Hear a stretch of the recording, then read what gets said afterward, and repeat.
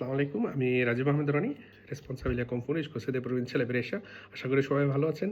ফ্লুসি 2025 এর নতুন জোরে যারা অ্যাপ্লিকেশন করতেছেন বা চিন্তা করতেছেন করবেন, কাদের সম্ভাবনা বেশি সে নিয়ে আজকে কিছু আপডেট বা কথা বলবো। কেন আমাকে অনেকেই নক করতেছেন, ভাইয়া নতুন করে দোমান্দা করা যাবে বা দোমান্দা করলে আমি আসলে কি পাবো কিনা। আমি বলতে চাই আপনারা দোমান্দা করলে অবশ্যই পাবেন, শুধু সেই ক্ষেত্রে যদি আপনারা কেউ ডোমেস্টিক বিষয়ের জন্য করেন অবশ্যই সেটা মেয়ে হতে হবে। বাংলাদেশ থেকে যদি আপনি কোনো ডোমেস্টিকের জন্য নারী ক্যাটাগরিতে মহিলাদের আনতে চান সেক্ষেত্রে কিন্তু খুব অপরচুনিটি আছে এবং এখন পর্যন্ত কথা পূরণ হয়নি।